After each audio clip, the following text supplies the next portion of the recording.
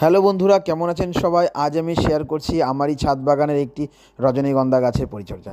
রজনীগন্ধা গাছ অনেকেই কম বেশি লাগাচ্ছেন, কিন্তু গাছ ঝাঁকড়া হয়ে যাচ্ছে, কিন্তু কোনো রকম ফুল আসছে না। কারণ হচ্ছে যে তার যে মাটিটি থাকবে, মাটিটি ভালো করে পরিপুষ্ট হচ্ছে না, মাটিটি উর্বর হচ্ছে না। দেখুন আমাদের এই রজনীগন্ধা গাছটি কেমন ঝাঁকড়া হয়ে গেছে, কিন্তু এখনও কোনো কাণ্ড আসছে না। তো আমি কী করব, যেসব ঝাঁকড়াগুলো মরা প্রায় হয়ে গেছে বা মৃত হয়ে যাচ্ছে, সেগুলিকে ভালো করে কাটাই ছাঁটাই করে দেবো। এবং মাটির মধ্যে কোনো রকম কোনো আগাছা রাখতে দিলে চলবে না। রজনীগন্ধা গাছ কিন্তু ভালো খাদ্য চায় এবং রেগুলার কিন্তু ওয়াটারিং করতে হয়। আমি এই রজনীগন্ধা গাছের গোড়ায় জল হিসাবে আমি দিচ্ছি হচ্ছে গোবর সার বা জৈব সার। এটিকে আমি তরল করে কিছুদিন ভিজিয়ে রেখেছিলাম এবং পচানোর পরে সেটার মধ্যে কিছুটা জল মিশিয়ে সেই জলটি আমি এর গোড়ায় ব্যবহার করছি। এতে কী হবে, গাছের মধ্যে ম্যাগনেসিয়াম পটাশিয়াম যে প্রবলেমটা থাকে সেটাও পাবে মাটি, এবং সাথে সাথে গাছে খুবই তাড়াতাড়ি স্টিকও আসবে। দেখুন কেমন রজনীগন্ধার স্টিকে কত ফুল ফুটেছে। এরকমভাবে আপনারাও পরিচর্যা করুন আপনাদের রজনীগন্ধা।